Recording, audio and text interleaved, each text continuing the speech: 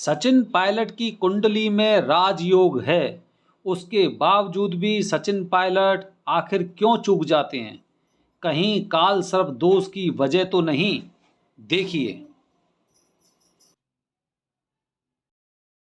नमस्कार दोस्तों, मैं सुनील कुमार आपका स्वागत करता हूं आपके अपने चैनल क्या ऐसा होता है। दोस्तों, सबसे पहले एक जरूरी जानकारी कि हमारे चैनल का उद्देश्य कभी भी किसी की भावनाओं को भड़काने का और अंधविश्वास फैलाने का नहीं है, और ना ही हम किसी पर इस तरह का जोर डालते हैं कि भाई काल सर्प दोष होता है, काल सर्प दोष होता है, काल सर्प दोष होता है।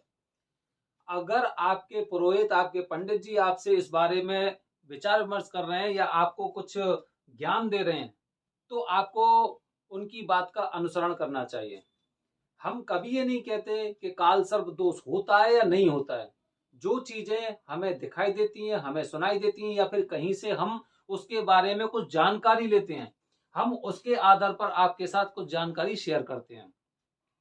दोस्तों, लोगों के मन में एक बहुत बड़ी एक उलझन सी रहती है। अगर कोई इंसान कह देता है कि काल सर्प दोष तेरी कुंडली में, तो वो इंसान एकदम अचानक ऐसे हो जाता है जैसे इस दुनिया की सबसे बड़ी समस्या केवल उसके साथ है, काल सर्प दोष। क्योंकि स्टार्टिंग में ही जो शब्द लगा हुआ है काल, तो काल की वजह से उन्हें ऐसा लगता है कि भाई अब तो पता नहीं जाने कितना खराब मेरे साथ होने वाला है, बहुत मुसीबतें मेरे साथ होने वाली हैं, या मुसीबतों का पहाड़ मेरे ऊपर गिरने वाला है।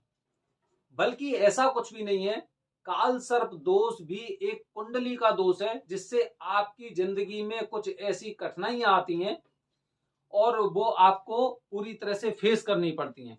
लेकिन अगर आप काल सर्प दोष की शांति करा लेते हैं, त्र्यंबकेश्वर में आप उसकी पूजा कराते हैं, तो वो जो दोष होता है वो शांत हो जाता है। इसीलिए इससे घबराने की कदापि आवश्यकता नहीं है। आपको ऐसे कुंडली के दोषों से कभी नहीं घबराना चाहिए। जैसे आपने पहले सुना होगा कि जैसे कि शादी होती थी या शादी होती है, तो लोग देखते हैं कि भाई ये तो मांगलिक है, तो वो भी तो कुंडली का दोष है, उससे लोग इतने चिंतित नहीं होते। और जैसे ही काल सर्प दोष का नाम सुनते हैं तो वे एकदम उनके कान खड़े हो जाते हैं। वो कहते हैं कि भाई काल काल सर्प दोष मेरे पीछे लगा हुआ है। ऐसा नहीं है, उस चीज का इलाज है, 100% इलाज है। जैसे मैंने पहले भी आपको अपनी वीडियो के माध्यम से बताया है कि इस दुनिया में अगर बीमारी है तो उनके इलाज भी हैं। बस ये है कि आपको वो सही स्थान पर पहुंचना है, और जैसे ही आप सही स्थान पर पहुंचते हैं तो आपकी वो समस्याएं खत्म हो जाती हैं। जैसे कि काफी लोग ऐसे होते हैं कि जगह जगह अपने किसी बीमारी का इलाज कराते हैं, अच्छे अच्छे हॉस्पिटल में जाते हैं, और अच्छे वाले हॉस्पिटल सब प्रकार के उनके टेस्ट कर देते हैं, उसके बावजूद भी उसकी बीमारी ठीक नहीं होती। फिर उसके बाद अगर वो किसी वैद्य के पास चले जाते हैं, कहीं पे होम्योपैथिक के पास चले जाते हैं, और वो थोड़ी सी दवाई देते हैं, थोड़ी सी दवाई में 2-3 दिनों में बंदा पूरी तरह से फिट हो जाता है। तो वही वाली बात है कि आपको अगर आपके जीवन में कुछ कठिनाइयां, परेशानियां महसूस हो रही हैं, और अगर आपकी कुंडली में काल सर्प दोष है, तो या तो आपने उसकी शांति नहीं करवाई है, या फिर सही तरह से सही जगह पर आपने उस काल सर्प दोष की शांति नहीं करवाई है, इसीलिए आप परेशानियां महसूस कर रहे हैं, उन्हें झेल रहे हैं। पिछली वाली वीडियो में मैंने आपको बताया था काल सर्प दोष के बारे में कि अमिताभ बच्चन की कुंडली में भी काल सर्प दोष था। अगर ऐसी कठिनाइयां और परेशानियां होती तो आज वो बॉलीवुड पर राज नहीं कर रहे होते। मैंने आपको पिछली वीडियो के माध्यम से यह भी बताया था कि सचिन तेंदुलकर की कुंडली में भी काल सर्प दोष है। अगर काल सर्प दोष इतना ही खतरनाक होता तो आज उन्हें गॉड ऑफ क्रिकेट नहीं बोलते, क्रिकेट का भगवान उन्हें नहीं बोलते। तो दोस्तों, अगर समस्या है तो उनके समाधान भी हैं। बस आपको सही जगह और सही लोगों का चयन करना है, उसके बाद आपकी जिंदगी एकदम पूरी तरह से पटरी पर होगी। आज भी मैं आपके सामने अपने वीडियो के माध्यम से लेके आया हूं एक ऐसे राजनेता के बारे में जिनकी कुंडली में काल सर्प दोष है, और ये एकदम साक्षात रूप से आप उनकी कुंडली, उनके जीवन में हलचल देख के अनुमान लगा सकते हैं कि क्या क्या हो रहा है। वो मैं अपनी वीडियो के माध्यम से आपको बता रहा हूं। उनका नाम है, राजस्थान में कांग्रेस के लीडर हैं सचिन पायलट।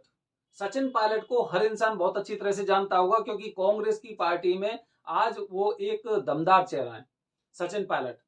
उनकी कुंडली में भी काल सर्प दोष है। अगर आप उनकी कुंडली के बारे में अगर अपने पंडित जी से भी पूछोगे तो वो ही बताएंगे इनकी कुंडली में काल सर्प दोष है। अब देखो उनके साथ क्या हो रहा है, उनकी बार बार हलचल बढ़ती है कि मैं मुख्यमंत्री बनूंगा, मुख्यमंत्री बनूंगा, और फिर धीरे से एकदम नीचे की तरफ चले जाते हैं।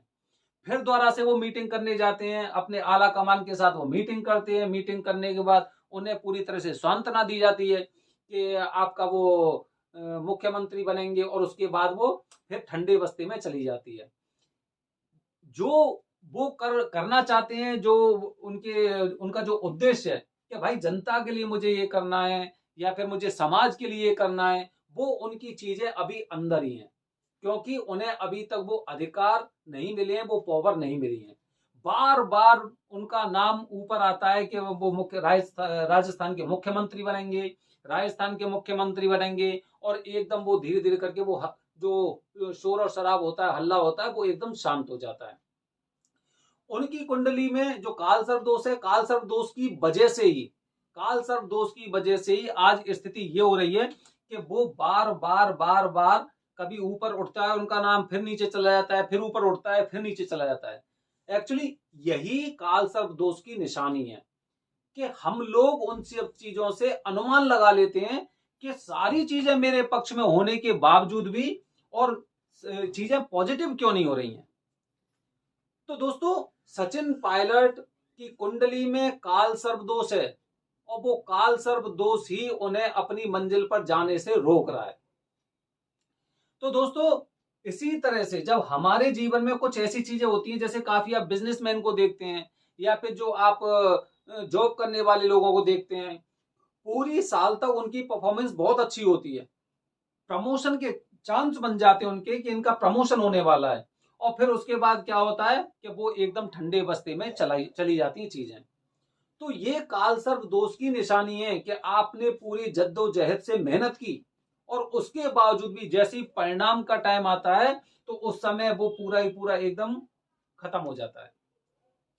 तो सचिन पायलट की कुंडली में भी काल सर्प दोष है, इसीलिए काल सर्प दोष को पूरी तरह से नकारात्मक ना लें, बल्कि उसकी शांति के लिए आपको युक्ति करनी चाहिए, उसका समाधान आपको ढूंढना चाहिए कि काल सर्प दोष की शांति कैसे होगी और कहां होगी, और तीसरी बात किसके द्वारा होगी, क्योंकि ये भी एक महत्वपूर्ण बात है कि किसके द्वारा आप करा रहे हैं।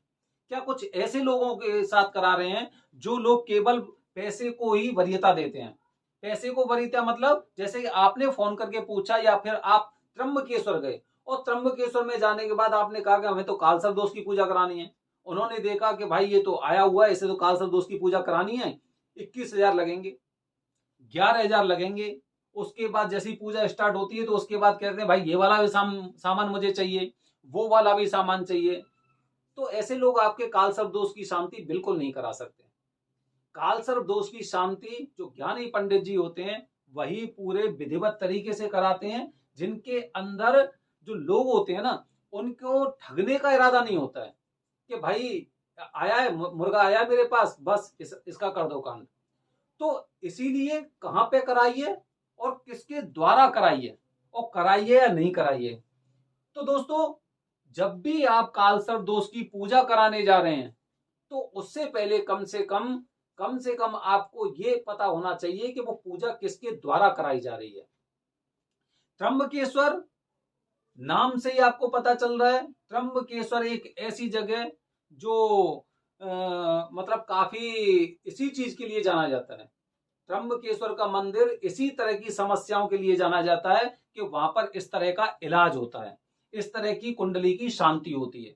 तो जब भी आप अगर अपने घर को छोड़कर अगर जा रहे हो तो आप उसमें आनाकानी ना करके आपको त्र्यंबकेश्वर ही जाना चाहिए। हालांकि काफी हिंदुस्तान में ऐसे स्थान भी हैं जहां पर कालसर्प दोष की शांति कराई जाती है। कुछ लोग तो ऐसे भी होंगे जो आपके घर में ही कह देंगे कि ठीक है, हम कालसर्प दोष की शांति कराने के लिए आपके घर पे ही हवन कर देंगे। तो ऐसे लोगों से थोड़ा सा सावधान रहने की जरूरत है। अगले वीडियो में, क्योंकि कल मैं जा रहा हूं त्र्यंबकेश्वर, त्र्यंबकेश्वर के बारे में बहुत ही विस्तृत से जानकारी मैं अपने आने वाले वीडियोज में दूंगा।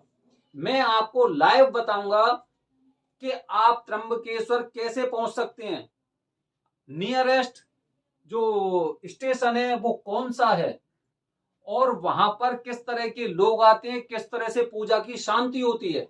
इसके साथ ही एक बात और एक पूजा भी मैं आपको दिखाऊंगा। उस पूजा में वो पूजा होती है नारायण नागबली दोष की। नारायण नागबली दोष हर इंसान को इसकी पूजा जरूर करानी चाहिए। तो बहुत कुछ मैं लेके आ रहा हूं। अभी 10 दिन तक मैं त्र्यंबकेश्वर में रहूंगा और त्र्यंबकेश्वर से ही आपके लिए मैं कुछ ऐसे वीडियोज वगैरह मैं भेजूंगा जिससे आपको कुछ ना कुछ तो लाभ होगा। धन्यवाद दोस्तों। जय हिंद, जय भारत, हर हर महादेव।